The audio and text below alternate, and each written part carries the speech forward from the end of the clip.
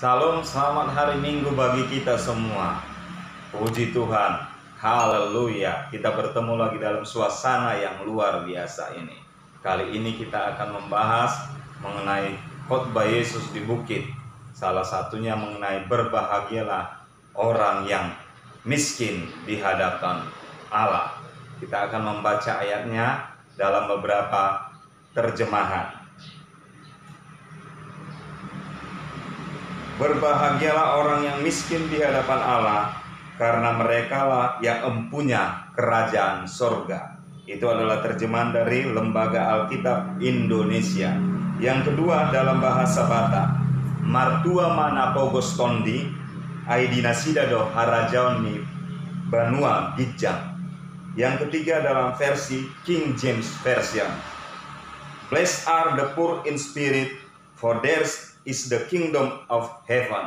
Dan yang terakhir dalam bahasa aslinya, bahasa Alkitab Perjanjian Baru, bahasa Yunani, demikian bunyinya, Makarioi hoi potokoi to pneumati oti auton estin he basileai ton auranon. Puji Tuhan. Itu adalah ucapan bahagia Yesus dalam Matius 5 ayat 3, berbahagialah orang yang miskin dalam beberapa versi terjemahan. Saudaraku yang terkasih di dalam Tuhan, Yesus berkata, berbahagialah orang yang miskin di hadapan Allah. Mungkinkah orang yang miskin berbahagia? Padahal kita tahu, miskin itu identik dengan kesusahan, kesengsaraan, penderitaan, dan juga kekurangan. Bagaimana mungkin orang yang miskin bisa bahagia? Lalu apa maksud Yesus dengan perkataan itu? Kata Yunani yang dipakai biasanya untuk miskin ada dua. Pertama, kata penes, bukan PNS ya. Karena kalau PNS itu biasanya tidak miskin. Biasanya mereka tidak kekurangan. Tapi penes, P-E-N-E-S, yang artinya adalah kemiskinan karena kekurangan, kemiskinan karena ketidakcukupan. Sehingga mereka yang kekurangan berusaha supaya dia berkecukupan, supaya dia memiliki banyak hal. Artinya dia sekuat tenaga banting tulang. Bukan banting yang lain ya, tapi banting tulang, bekerja keras, sungguh-sungguh, sehingga dia mencapai kehidupan yang mapan. Itulah maksud kata pertama, penes. Sedangkan yang kedua adalah kata petokoi, seperti yang kita baca di ayat Matius 5 ayat 3 tadi, yang artinya kemiskinan karena tidak memiliki harta apapun. Jadi dia tidak punya apa. Dan di dalam Matius 5 ayat 3, kata petokoi inilah yang dipakai untuk kata miskin. Dari akar kata bahasa Ibrani yaitu ani, A-N-I-Y, atau dari ebion, yang artinya adalah tidak memiliki sesuatu apapun. Jadi tak kala orang tidak memiliki apa-apa, tidak punya harta benda, dia tentu tidak punya kuasa. Karena dia tidak punya kuasa, dia tidak berdaya. Karena dia tidak berdaya, maka dia tidak bisa mempengaruhi orang lain. Jadi maksud Yesus, tak kala Yesus berkata berbahagialah orang yang miskin, berarti maksudnya bukan miskin harta benda. Karena apa? Kata petokoi tadi diikuti oleh kata to pneumati, yang artinya roh. Jadi maksud Yesus adalah miskin secara rohani. Dia merasa dia tidak bisa melakukan apapun dengan kemampuannya sendiri, dengan kekuatannya sendiri. Dia tidak bisa berbuat apapun tanpa mengandalkan Tuhan, tanpa ketergantungan dengan Tuhan, tanpa artinya meminta bantuan, penyertaan Tuhan dalam hidupnya. Dia artinya selalu dalam segala hidupnya mendahulukan Tuhan, mengutamakan, memprioritaskan Tuhan. Itulah maksud Yesus bahwa berbahagialah orang yang miskin di hadapan Allah. Karena kita tahu kalau orang miskin secara harta benda, belum tentu itu adalah yang Tuhan kehendaki. Karena kita tahu Tuhan tidak juga menghendaki anak-anaknya tidak memiliki apa-apa. Anak-anaknya hidup dalam kekurangan.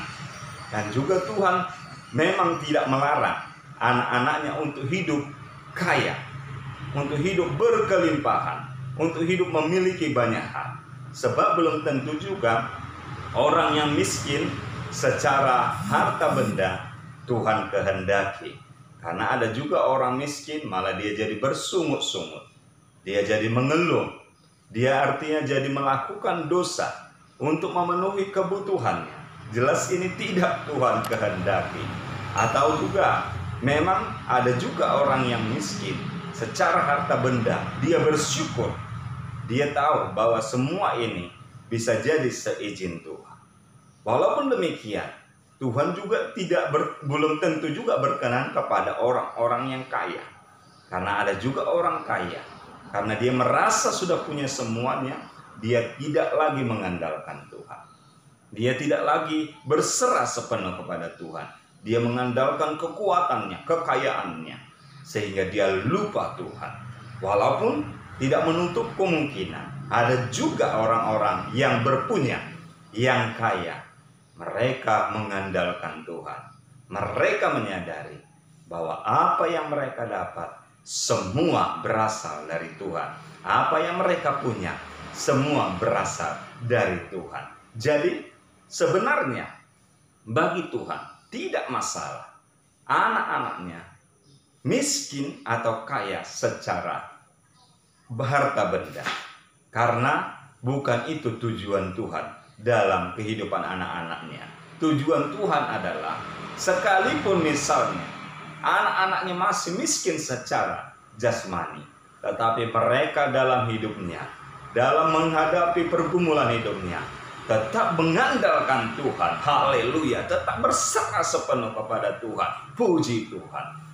Dan kalaupun dia diberkati, dia menjadi orang-orang yang mau membantu orang yang kekurangan, menolong orang yang tidak mampu, mempergunakan harta bendanya, kekayaannya untuk kemuliaan Tuhan. Haleluya. Dia bisa jadi berkat bagi sesama. Karena miskin atau kaya itu bukan tujuan utama. Tujuan utama bagi anak-anak Tuhan adalah mereka hidup dalam damai sejahtera, hidup dalam prinsip-prinsip kebenaran. Karena pada akhirnya jaminan kita, tujuan akhir kita adalah surga yang mulia. Jadi maksud Yesus, tak kala dia berkata berbahagialah orang yang miskin di hadapan Allah, itu sebenarnya maksudnya adalah supaya kita tetap tergantung kepadanya sekalipun dalam keadaan apapun. Jadi kalau kita melihat dari kata miskin sendiri, sebenarnya ada 4 pengertian. Yang pertama adalah miskin harta benda. Tak kala orang miskin harta benda, dia kekurangan, dia hidup dalam kesusahan, sehingga untuk hidupnya sendiri, yaitu hari ini, dia harus bersusah payah memenuhi kebutuhannya, mencukupi kebutuhannya, supaya dia tetap bisa hidup. Sehingga dia selalu berusaha melakukan apapun. Inilah contohnya miskin harta benda. Yang kedua ada namanya miskin martabat.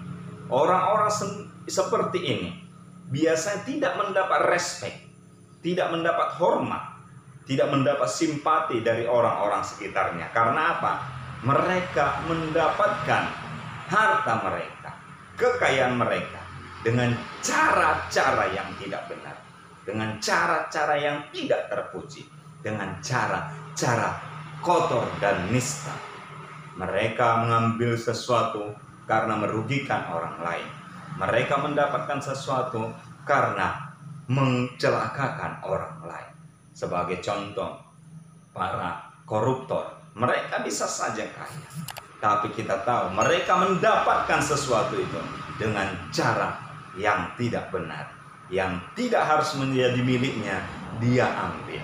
Atau katakanlah itu para pelacur, mereka tidak memiliki artinya martabat, mereka miskin martabat, mereka menjajakan diri untuk bertahan hidup. Ini sebenarnya karena mereka miskin martabat. Atau seperti perampok, atau seperti orang-orang jahat lainnya, mereka melakukan sesuatunya karena mereka miskin martabat. Dan yang ketiga adalah miskin pengetahuan. Pengetahuan itu penting. Ada banyak orang, mereka miskin pengetahuan karena mereka mungkin keadaan ekonominya susah. Dia miskin sehingga dia tidak bisa melanjutkan ke pendidikan yang lebih tinggi, sehingga dia kurang pengetahuan, sehingga dia tidak memiliki pengetahuan yang memadai, yang mumpuni. Dia akhirnya menjadi kurang pemahaman terhadap sesuatu. Namun ada juga di sisi lain, dia tidak kekurangan, dia hidup dalam berkecukupan, tapi karena tidak ada niat, tidak ada motivasi, tidak ada rasa antusiasme untuk belajar, akhirnya dia jadi miskin pengetahuan. Sebagai contoh, ada di antara anak-anak Tuhan tidak suka membaca Alkitab, merenungkan firman Tuhan, sehingga pemahamannya akan firman tidak lengkap, tidak komplit, sehingga mudah diombang-ambingkan oleh berbagai-bagai angin pengajaran. Karena apa? Tidak mau belajar sungguh-sungguh mengenai firman Tuhan, sehingga pengetahuannya akan firman menjadi dangkal, sehingga hal ini membuat dia tidak kuat, tidak kokoh berdiri, tidak berakar dalam iman kepercayaannya.